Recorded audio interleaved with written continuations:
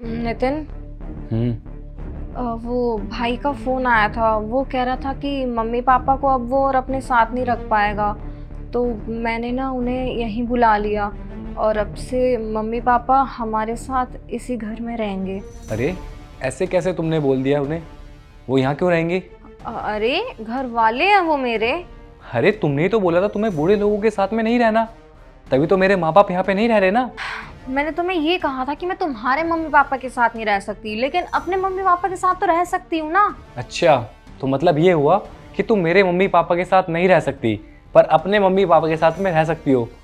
अरे यार, मैं अपने मम्मी पापा के साथ ना बचपन से रही हूँ, तो मुझे उनके साथ रहने की आदत है और उनके साथ रहने में मुझे कोई प्रॉब्लम नहीं है। देखो, मुझे ना अच्छे से याद है, तुमने मुझे बोला था तुम इस घर में किसी भी बूढ़े इंसान को नहीं रहने दोगी।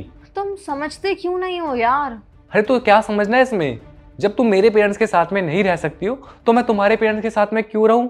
और वैसे भी तुम्हारी तो कंडीशन थी ना कि इस घर में कोई भी बूढ़ा इंसान नहीं आएगा, तो तुम्हारे मम्मी पापा क्यों आ रहे हैं? नितिन, मेरे माँ बाप ने मुझे पैदा किया है, पढ़ाया है, लिखाया है, मेरी शादी की है, मेरी सारी ज़रूरतों को पूरा किया है, और आज जब उन्हें मेरी ज़रूरत है तो मैं कैसे पीछे हट जाऊं? मैं तो आसमान से आया हूँ, मुझे किसी ने पढ़ाया लिखाया नहीं है, ना मुझे किसी ने जन्म दिया है। जैसे तुम्हारे माँ बाप ने तुम्हें पढ़ाया लिखाया जन्म दिया है, ऐसे मेरे माँ बाप ने भी मुझे जन्म दिया है, पढ़ाया लिखाया काबिल इंसान बनाया है। पर तुम्हारे साथ शांति से रहने के लिए मुझे उनसे दूर रहना पड़ रहा है, वो इस घर में नहीं रह रहे हैं। यार नितिन, मेरे माँ बाप ने मुझे पढ़ाने लिखाने के लिए ना जाने कितने लोगों से पैसे उधार लिए थे, कितना कुछ किया उन्होंने मेरे लिए।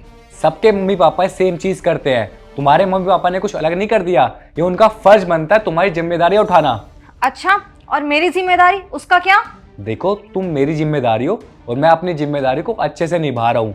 और अगर तुम्हारे माँ बाप अगर अच्छे से रहना चाहते हैं ना, तो उनको तुम्हारे भाई के साथ ही रहना चाहिए, क्योंकि तुम्हारे भाई की ही जिम्मेदारी बनती है उनको अपने साथ रखना। अरे यार, उन्होंने जितना रखना था रख लिया ना।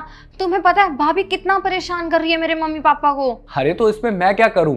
जब मैं अपने मम्मी पापा का ख्याल खुद नहीं रख पा रहा हूं, तो तुम्हारे मम्मी पापा का ख्याल क्यों रखूं? देखो नितिन, 6 साल मेरे भाई ने मम्मी पापा को रखा है, 6 साल मैं रख लेती हूँ, उसके बाद क्या करना है फिर वो देख लेंगे। 6 साल तो बहुत बड़ी बात है, 6 महीने भी नहीं। और तुम्हारे भाई ने तुम्हारे माँ बाप को 6 साल तो रख लिया कम से कम। अरे तुम्हारी शादी के बाद तो तुमने मेरे माँ बाप को सिर्फ 6 महीने भी नहीं रहने दिया था साथ में।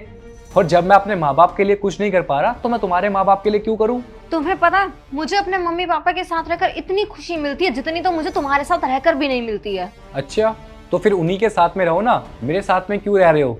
और जैसे तुम्हें अपने मम्मी पापा के साथ में रहने में खुशी मिलती है ना, ऐसे मुझे भी अपनी मम्मी पापा के साथ में रहने में खुशी मिलती है। पर तुम्हारी वजह से मैं 2 साल से उनके साथ में नहीं रह पा रहा हूँ। और तुम्हें पता है मुझे अंदर ही अंदर कितना गिल्ट होता है। मैंने तो सोचा था कि शादी के बाद में खुद भी सेवा करूंगा, अपनी वाइफ से भी सेवा करवाऊंगा, पर यहाँ सेवा तो छोड़ो, वो हमारे साथ में नहीं रह पा रहे हैं। अरे अंदर से घुट रहा हूँ मैं ये चीज देख देख के।